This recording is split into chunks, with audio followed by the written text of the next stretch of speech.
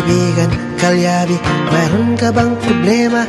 Sasakyan ng kotse, may problema sa makina. Tayo na kay makinistang pobre, susolusyonan, diagnostic ang kailangan. Makinistang pobre, isang magaling na mekaniko. Makinistang pobre, mayaman ang puso sa pagtulong. Makinistang pobre, mag-subscribe na kayo. Mag-subscribe kay Makinistang Pobre.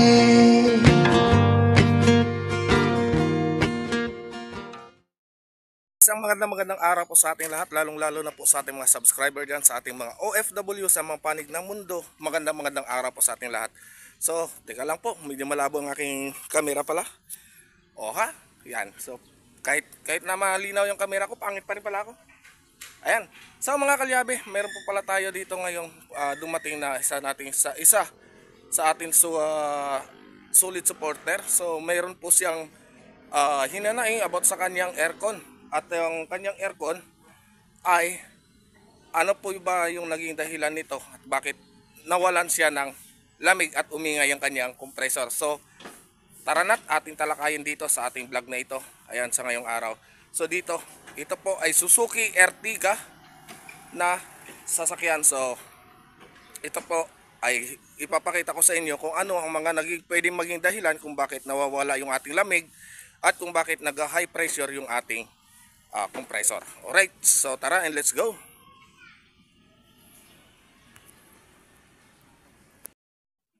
Alright mga kalyabe, so ito na nga yung ating Suzuki Ertiga, no? So dito mga kalyabe, based dito sa reading natin sa ating compressor ay masyadong mataas dito yung reading niya dito. So dito ay mataas din. So ibig sabihin nag-high pressure, umaabot siya ng 350 yung kanyang PSI. So based dyan mga kalyabe, yung kanyang base sa pag-reading natin, sa pagpaandar natin. So ang naging problema niya is barado yung kanyang condenser. So pinalitan na natin yon ng dryer, ganoon pa rin. So na-flushing natin ang system niya, naging ganoon pa rin ang problema. So hindi na talaga pwede yung kanyang condenser. So nagpalit na tayo ng bagong condenser. At ito na nga, hindi natin nakuha ng kanina ng video, gawa nga ng busy tayo. Alam nyo naman, ako lang mag-isa yung nagbibideo sa sarili ko. Ayan sila busing, oh. Ayan, siya outlook sa kanila busing. Ayan. Saan pa po galing? Silang? Ayan, galing pa po pala sila ng Silang, Cavite. So ito mga kalyabe, ang naging problema nito, bakit malamig naman dito sa harap, ang sa likod ay walang lamig.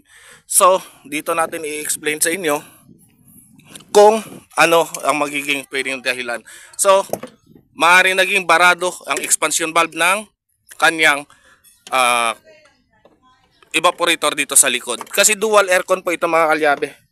So yan din ang isa sa dahilan na bakit walang lamig ang likod. So sa harap, bagong palit na natin yung expansion valve, yung dito sa likod ay bago na rin. Pero yan mga kalyabe, hindi po natin sa lahat ng mga technician, alam niyo naman yan, aircon technician, na kuminsan ay nagkakaroon talaga ng factory defect yung mga nabibili natin na mga expansion valve. Ayan, so nagkaroon ng problema yung expansion valve niya, kaya barado. So ayan, babaklas tayo ng kisame nito. Ayan, so binabaklas lang natin ang kisame nito mga kalyabe. Ayan, babaklasin lang namin ang buong kisame. So mabilis lang to. Alright. Mga kalyabe, Idol Japper. So solid follower mo pala to si ma'am. Ayan. So ayan. Kung kilala nyo si Thinking Body, yon. Yun, lagi kami yung nakita nyo yung nag-drive siya ng automatic na kotse. Ayun, magkasama kami, ako nagtaturo sa kanya nun. Ako nagbibideo. Ayan, paring Body. Ayan, Thinking Body. Ayan, kasama natin si ma'am, yung solid follower natin. Ayan, shout out po sa inyo. So kaya pala daw sabi ni ma'am, familiar daw sa kanya yung pagmumukha ko. Yung pagmumukha ng endangered na to. Ayan. So yan mga kalyabe. So solid talaga pala sword sila ma'am. Ayan, Idol Japper. So ayan, babaklas tayo ng kisame. So Habang binabaklas po namin yung mga kalyabe, panood lang muna kayo dyan.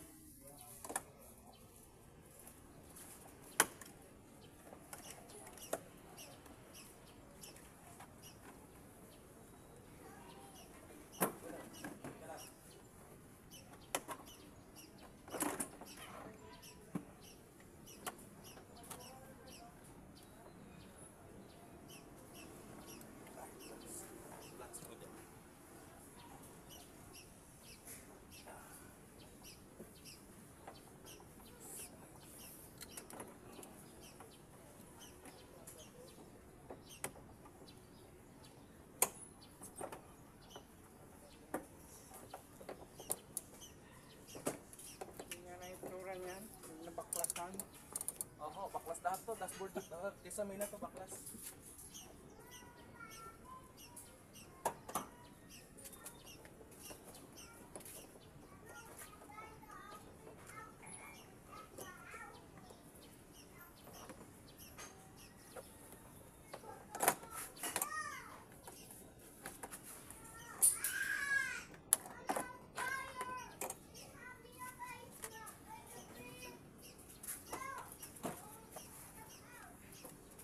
Wala yan bago may baba. May mga lock pa yata yan. Oo. Naliligo lang, pawis na naman. O, ano mga kalyabe?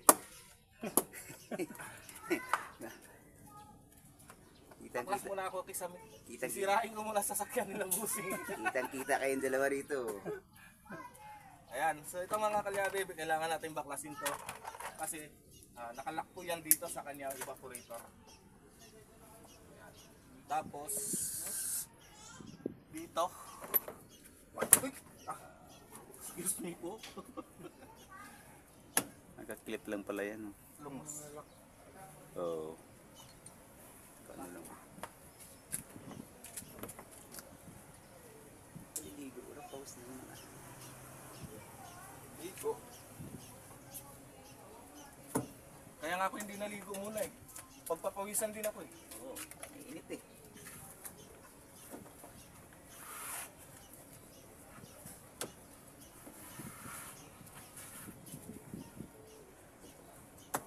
Ayan. Sa dalawa. Wala na iba. Wala pa.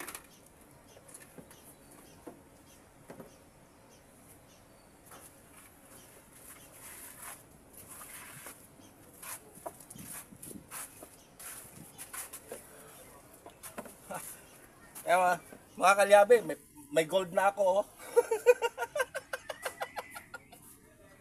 Naka-gold na ako mga kalyabe. Oh. Gold karton.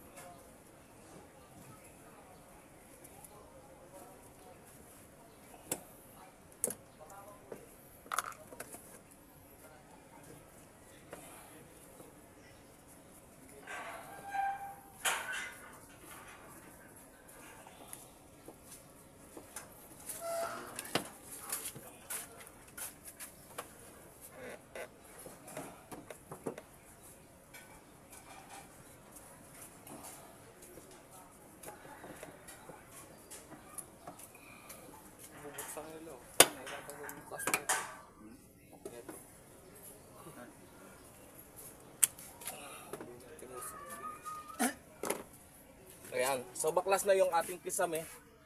Pero alalay ha. Hawak ka dito. Hawak ka dito. Hawakan niyan. Sige, hawakan ko.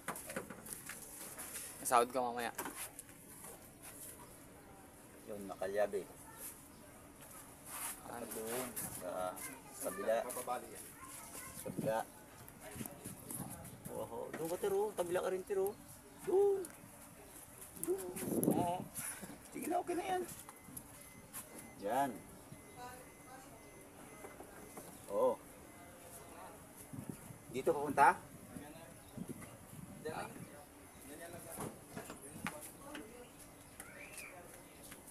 Oh, wala na makita si Liabe. So ayan mga kalyabe, no? nabaklas na natin yung kisame. Kung nakita ninyo, yan po yung kanyang evaporator. Diyan po nakakabit yung kanyang expansion valve. Tatanggalin pa po natin yan. Mamaya natin. Hindi pa napasingawan yung preyon. So babaklasin natin yung evaporator na yan at nandyan sa loob ng housing niya na yan yung kanyang expansion valve. Ayan. Tubig, lagyan mo tubig yung ayan bossing. Nakita mo na kung paano magbaklas ng aircon. Ayan. Dali lang eh. Mga kalyabe, kapag wala po kayong mga recovery machine, pwede nyo po ito gayahin. Ayan, sa mga naggumagawa ng aircon na walang recovery machine, wag po natin hayaan na naka-open yung pagbukas natin ng preyon, pagpapasingaw natin. Kasi yan po ay pwedeng makakasira po sa ating ozone layer. So, dapat may tubig para protektahan po natin yung ating ozone layer. Kasi napakabaho, alam po naman natin na chemicals po yan at napakabaho po yan. So kaya natin ginagamitan ng tubig para sasalain niya muna yung amoy at hindi siya magkakalat. Ayan. So sinasala lang yan ng tubig. Kung mapapansin niyo, yung tubig natin ay lumalabo. So yan po yung preyon na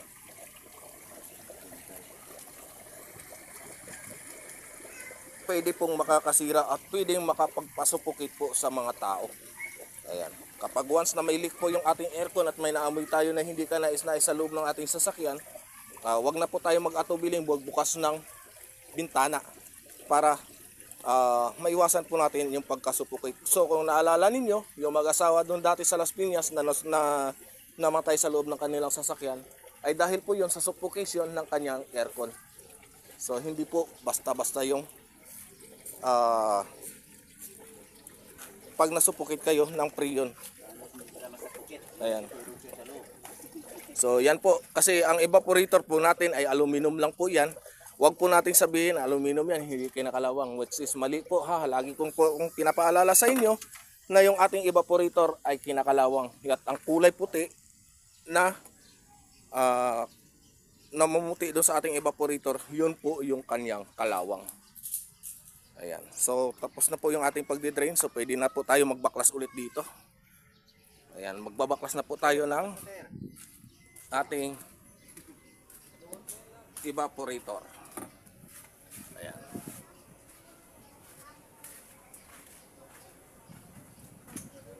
Sabot yan. Gis. Akin na muna gis.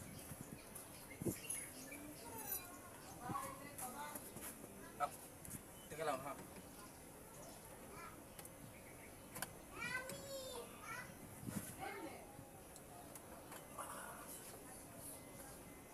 Ayan mga kalyabi, dito pala dapat marunong kayo mag-alalay kasi ito ay napakalambot lang na aluminum.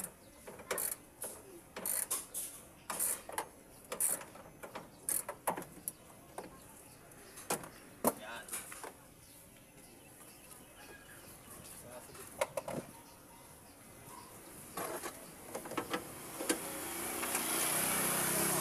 Dito lang ha.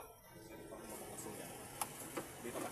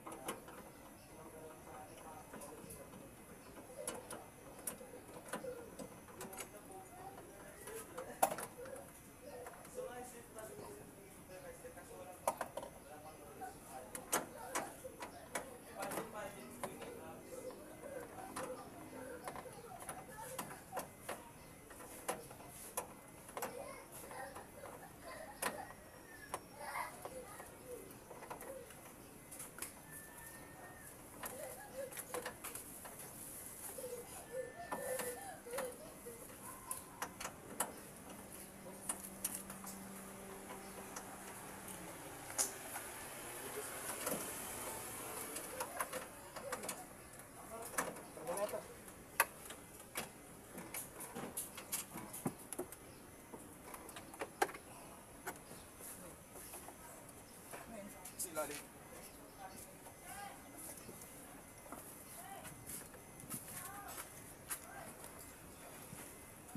So ayan mga kalyabe, ano, ito yung kanyang evaporator. So babuksan pa po natin to.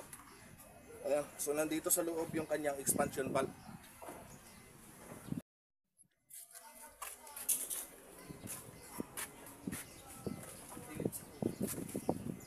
Ay, tanggalin mo yan din. Yung sapin natin.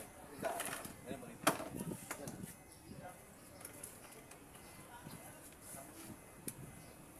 Saan galing ito?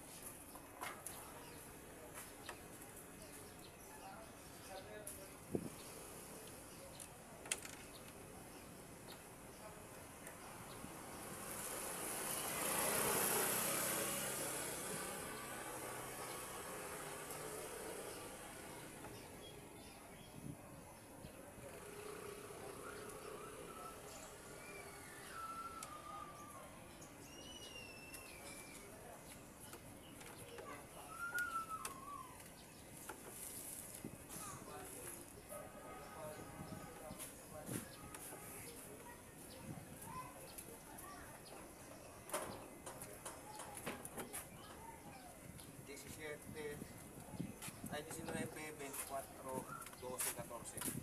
27, 24. 17, dalhin mo na rin.